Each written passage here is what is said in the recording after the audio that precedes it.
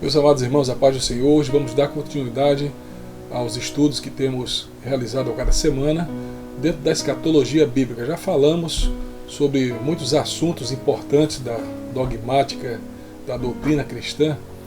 Hoje vamos tratar acerca da segunda vinda de Cristo. Esse tema ele é essencialmente importante para nós cristãos, porque nós temos como esperança a vinda do nosso Senhor Jesus Cristo novamente para um grande encontro com a igreja.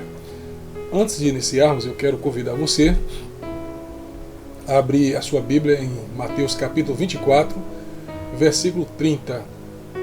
Mateus 24, 30 diz, são as palavras do nosso Mestre Jesus.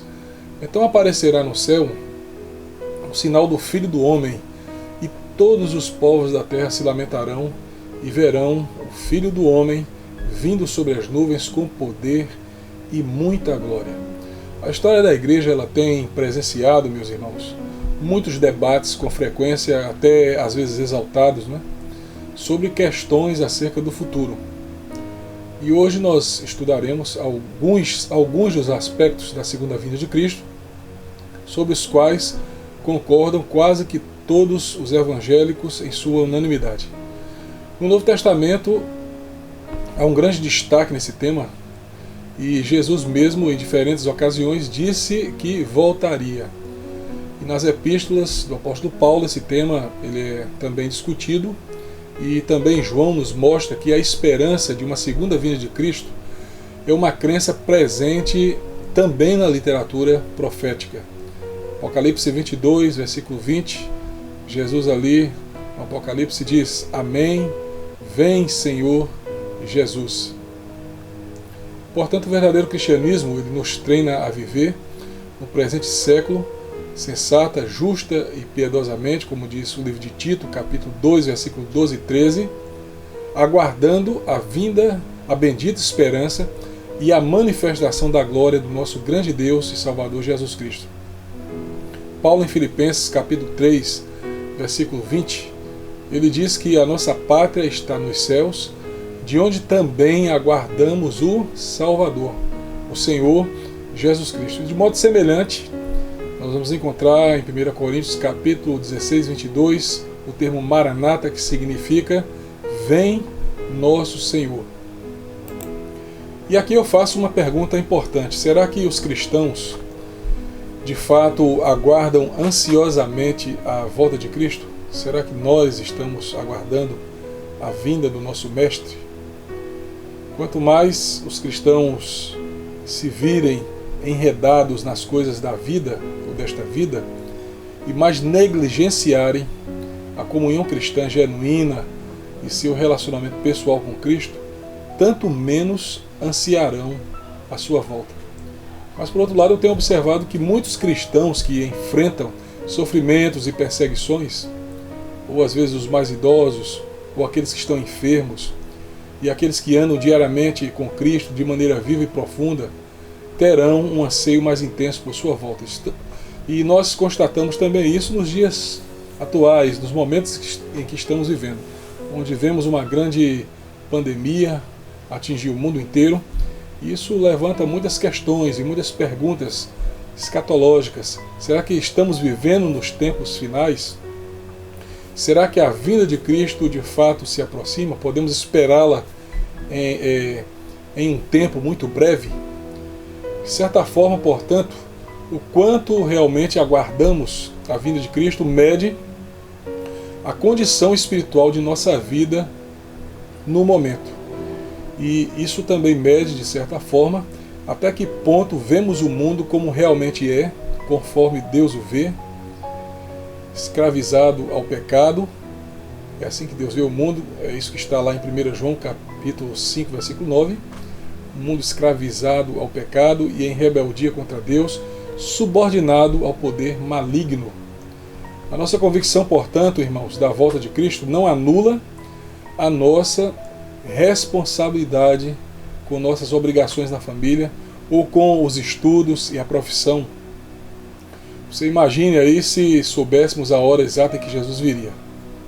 Talvez muitos poderiam até deixar de lado as suas obrigações, É exatamente por isso que Jesus não nos permite saber a verdadeira hora de sua volta, porque Ele quer que estejamos ligados a Ele em obediência, não importa o ritmo de nossa vida, o que estamos fazendo a cada dia, temos que estar conectados a Ele até o momento da sua volta. Na parábola dos talentos, vemos ali estabelecido uma relação especial com o conceito da vinda de Jesus Cristo. E nessa parábola nós vemos que na ocasião da sua vinda, Jesus vai dizer para cada um de nós: muito bem, servo bom e fiel, foste fiel no pouco, sobre o muito te colocarei, portanto entra no gozo do teu Senhor. Isso aí está lá em Mateus capítulo 25, versículo 21. Um ponto que eu quero destacar é que nós não sabemos quando Jesus voltará, porém devemos viver vigilantes. Então somos convocados para viver uma vida de vigilância. Atente aqui para o que Jesus diz nos textos abaixo. Por exemplo, lá em Mateus capítulo 24, versículo 44, a Bíblia diz assim: mas a respeito daquele dia ou hora, ninguém sabe, nem os anjos do céu, nem o Filho, senão o Pai. Estai de sobreaviso, vigiai e orai, porque não sabeis quando será o tempo. Mateus 24, 44, eu vou reler aqui para vocês. A hora em que não cuidais, o Filho do Homem virá. Lá em Mateus capítulo 24, versículo 42 a 44, Jesus ele diz assim: portanto vigiai, porque não sabeis em que dia e hora vem o vosso Senhor, mas considerai isto: se o pai de família soubesse a que hora viria o ladrão, vigiaria e não deixaria que fosse arrombada a sua casa. Por isso ficai também vós apercebidos, porque a hora em que não cuidais, o Filho do Homem virá. Mateus 24, 50. Virá o Senhor daquele servo em dia que não o espera e em hora que não sabe. O que é que essas passagens estão nos mostrando aqui, irmãos? Que apesar de Jesus não revelar quando sua vinda ocorrerá, Ele nos revela em que situação ocorrerá. Será em um momento em que os homens eles vão estar descuidados com seu relacionamento com Deus. E acerca disso ele diz lá em Mateus 24, 12: porque a hora em que não cuideis, o Filho do Homem virá. Assim a vinda de Cristo ela ocorrerá em tempos de frieza espiritual, em tempos de muita distância de Deus, de indiferença a Deus. Eu acredito que a vinda de Cristo ocorrerá. E a respeito dessa época ele declarou, lá em Mateus 24, 12: e por se multiplicar a iniquidade, o amor de quase todos esfriará.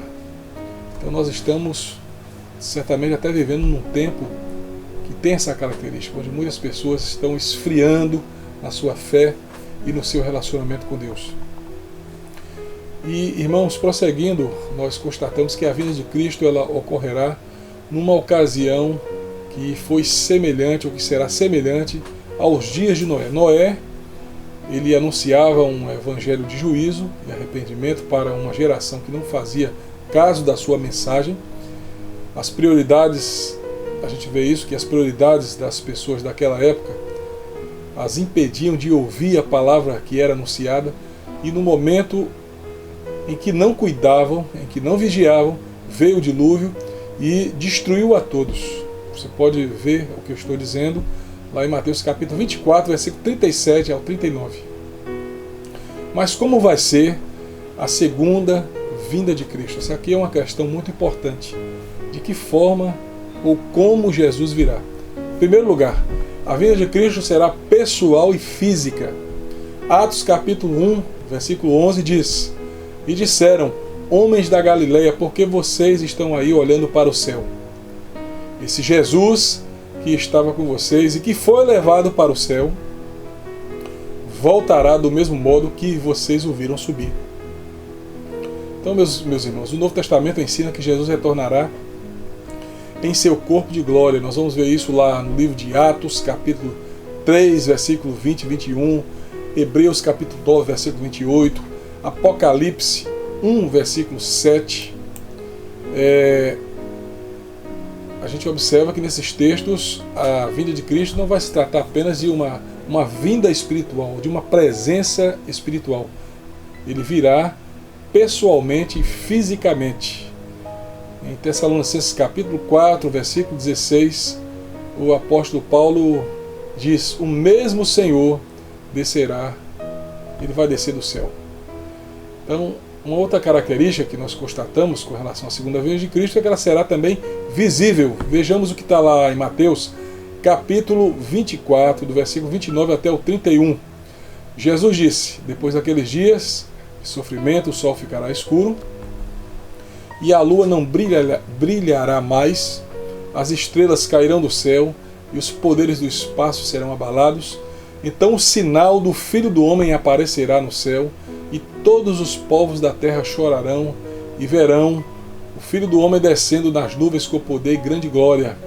A grande trombeta tocará, e ele mandará os seus anjos para os quatro cantos da terra, e os anjos reunirão os escolhidos de Deus de um lado do mundo até o outro.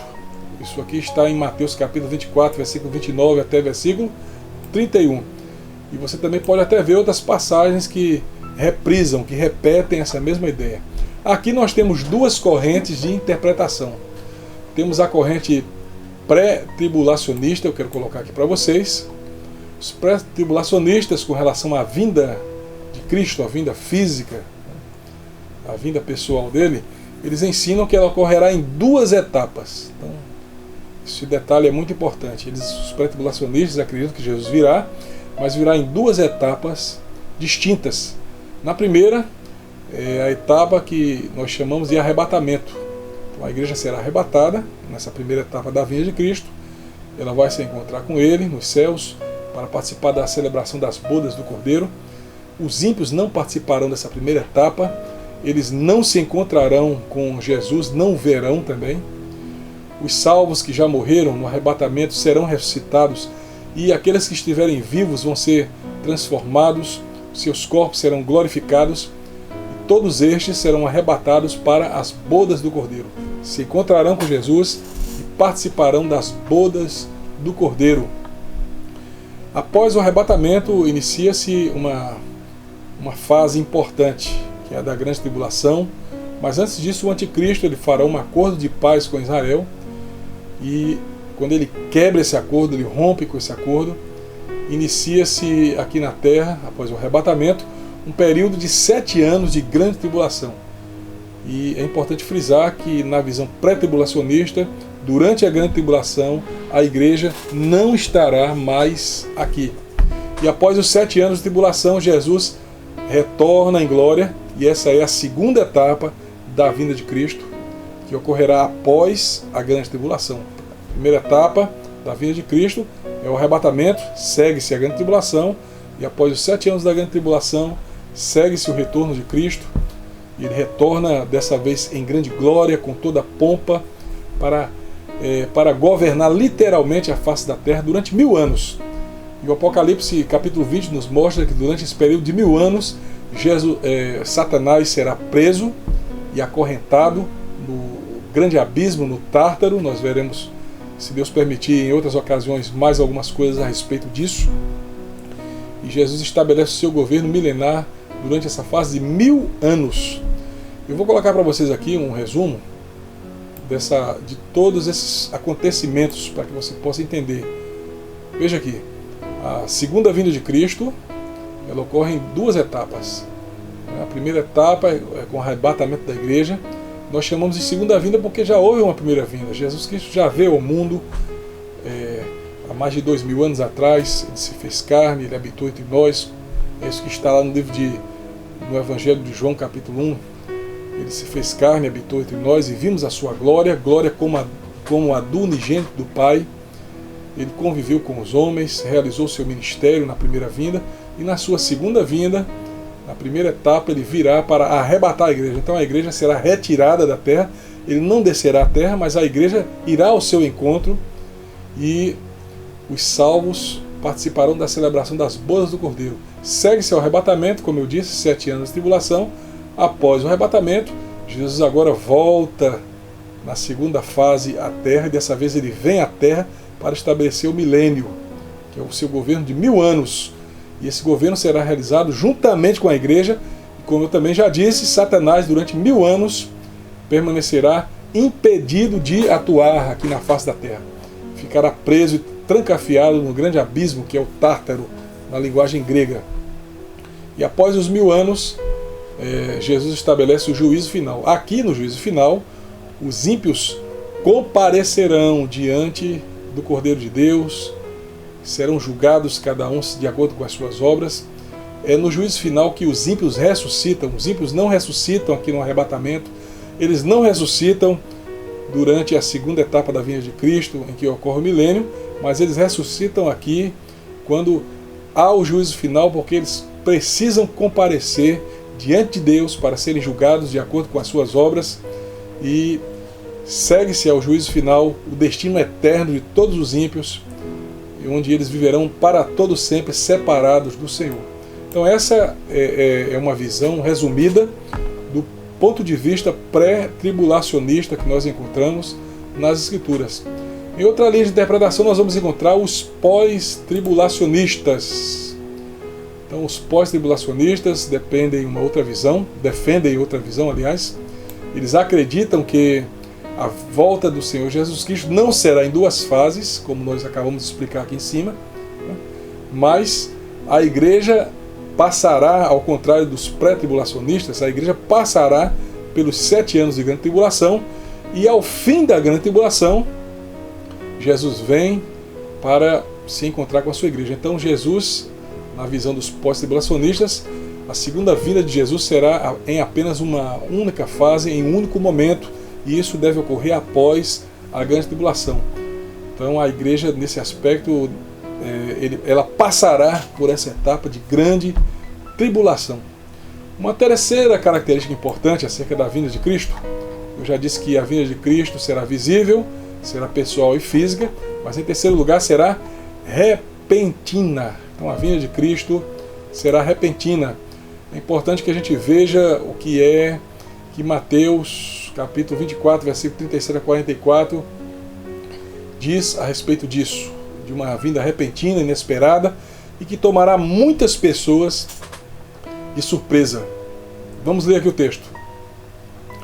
A vinda do Filho do Homem será como aquilo que aconteceu no tempo de Noé, pois antes do dilúvio o povo comia, bebia, e os homens e as mulheres casavam, até o dia em que Noé entrou na arca. Porém não sabiam o que estava acontecendo, até que veio o dilúvio e levou a todos. Assim também será a vinda do Filho do Homem. Naquele dia, 2 homens estarão trabalhando na fazenda, um será levado e outro deixado. 2 mulheres estarão no moinho moendo trigo, uma será levada e a outra deixada. Fiquem vigiando, porque vocês não sabem que dia vai chegar o seu Senhor. Lembrem-se disso. Se o dono da casa soubesse quando ia chegar o ladrão, ficaria vigiando e não deixaria que a sua casa fosse arrombada. Por isso vocês também fiquem vigiando, pois o Filho do Homem chegará na hora em que vocês não estarão esperando. Meus amados, é clara a ideia de uma separação. Estarão 2 no campo, um será levado por meio do arrebatamento e o outro deixado. E isso vai acontecer de uma maneira rápida. E pessoas salvas serão separadas daqueles que não são salvos. Então essa é a ideia do arrebatamento de Jesus em relação à sua igreja. E por fim, meus irmãos, uma outra característica da vinda de Cristo, além dela ser repentina, além de ser visível, pessoal e física, é que ela será gloriosa e triunfante. Jesus voltará na sua segunda vinda de uma maneira diferente. Ele não virá para se fazer servo, para se humilhar como se humilhou na cruz, para sentir as dores que nós sentimos como seres humanos, né?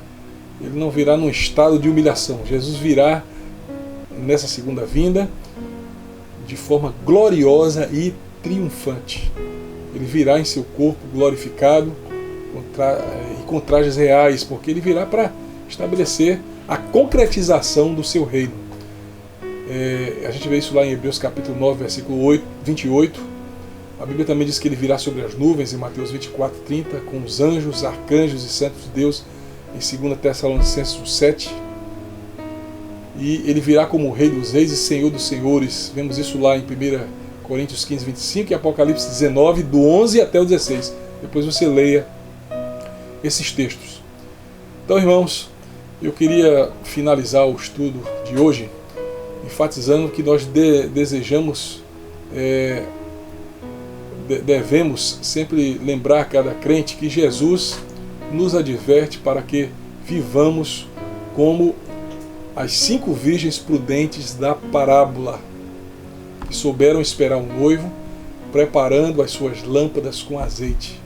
Em Mateus capítulo 25 nós vamos constatar que elas aguardaram o noivo, não foram pegas desprevenidas, não se acomodaram e foram capazes de esperar o noivo, mesmo que diante do atraso dele e da demora dele,